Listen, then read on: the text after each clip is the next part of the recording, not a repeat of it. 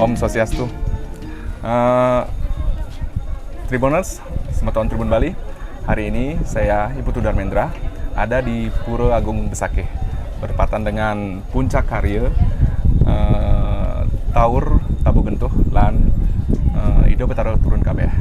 Nah, sekarang saya sudah bersama Pemucuk Mangku Pura Agung Besakih, Gusti Mangku Jana. Swastiastu, Mangku. Swastiastu. Salah satu tokoh yang sibuk sekali sekarang ini.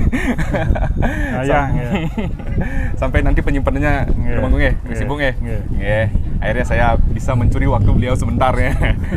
Untuk memberikan penjelasan kepada pemirsa, umat sedharma dan teman-teman juga yang lainnya terkait sejarah Pura Agung Besakih.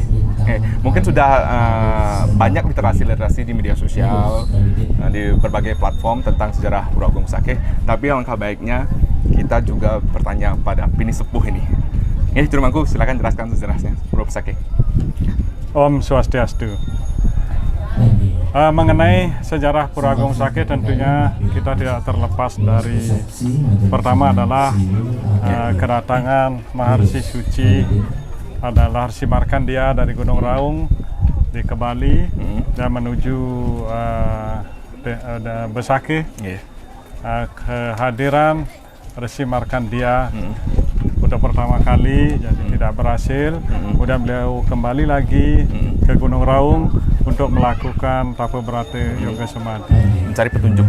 Ya, setelah melakukan Tapa Brata Yoga Samadhi, ada petunjuk bahwa mesti beliau datang ke tempat yang suci, ke tempat yang angker, dengan sesuatu yang mesti dilaksanakan adalah ritual. Setelah kedatangan beliau yang kedua dengan melaksanakan ritual, yaitu penanaman pancadatu di suatu tempat yang sekarang kita kenal dengan nama Pura Basukian. Pura Basukian itu pada awalnya adalah bernama Basukih. Basukih artinya selamat. Basuki artinya selamat. Karena kedatangan Rsi Markandia yang kedua selamat setelah melaksanakan ritual pancadatu. Kemudian lama-kelamaan desa ini pun disebut Desa Besakih, yang artinya selamat. Selanjutnya, jadi kalau memang perkiraan para ahli benar, jadi kedatangan Rsi Markandia pada abad ke-8, abad ke-8 ya. Kemudian seabad kemudian pada ditemukannya jadi prasasti ya, jadi sejarah itu kita bicara sejarah tentunya kita mengacu pada peninggalan ataupun sastra ataupun tunjuk. Jadi pada prasasti Blanjong yang kita kenal yaitu menyebutkan Raja Sri Kesari Warmadewa dengan Chandra Sangkala Sarewahni Murti. Jadi yaitu angka tahunnya itu adalah 835 Saka atau 913 Masehi. Jadi Sri Kesari Warmadewa di Besakih beliau memperbaiki, menata kembali. Jadi punden berundak-undak yang sudah ada di Besakih. Bahkan menurut para ahli, keraton Sri Kesari Warmadewa pun ada di sekitar Besakih, yaitu di dekat Pura Merajang Selonding. Pura Merajang Selonding itu adalah pura yang didirikan oleh Sri Kesari Warmadewa, jadi untuk memuja Sang Hyang Giri Tolangkir, Sang Hyang Gunung Agung. Jadi memuja Tuhan di Besakih sehingga apa yang beliau laksanakan dapat terlaksana dengan baik. Demikian.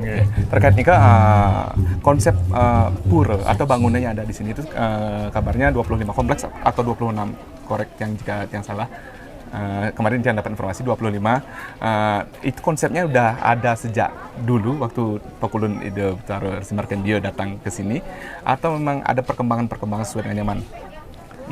Yang jelas adalah Pura Besakih itu tidak didirikan satu zaman sekali waktu, tidak. Adalah secara bertahap dari zaman ke zaman, dari masa ke masa, dari pemerintahan ke pemerintahan. Dapat saya katakan bahwa setelah zaman Sri Kesari Warmadewa. Jadi dilanjutkan dengan Raja Udayana ya, dengan prasasti Sange Sengapit Lawang. Jadi 929 Saka itu atau kalau Masehinya tahun 1007 ya. 1007 Masehi. Nah, pada saat itu Pura Besakih juga ditata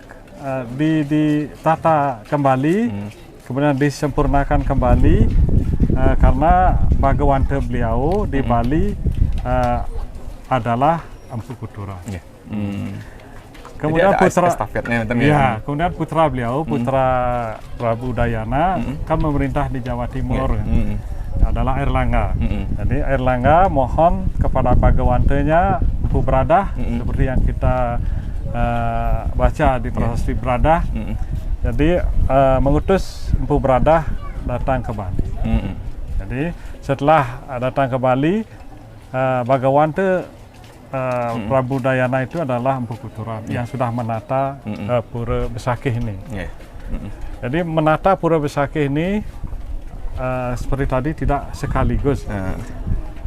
Juga ada beberapa cerita bahwa Pura Besakih ini ditata oleh Empu Kuturan dari suatu tempat. Ditata dari suatu tempat. Ya. Di tempat itu sekarang kita kenal, mungkin ada yang sudah tahu namanya Pura Peninjauan. Jadi beliau dimuliakan, diselamatkan, dihormati juga di Pura Peninjauan. Juga Empu Bradah mendirikan suatu tempat pura yang sekarang kita sebut Pura Merajan Kangin. Pura Merajan Kangin didirikan oleh Empu Bradah, sekaligus beliau dimuliakan di sana karena berjasa untuk menata Pura Besakih di sini. Sekaligus di samping Padma 3 ada juga Pelinggih. Peplek adalah pemujaan Empu Bradah. Jadi tidak sekali tuntas ya. Tidak sekali. Bahkan ada cerita-cerita di mana Empu Kuturan menata dari tempat yang berbeda, mendesainnya mungkin dari sana secara arsitek mungkin seperti itu ya. Dari suatu tempat suci ya. Terima kasih sudah nonton. Jangan lupa like, subscribe, dan share ya.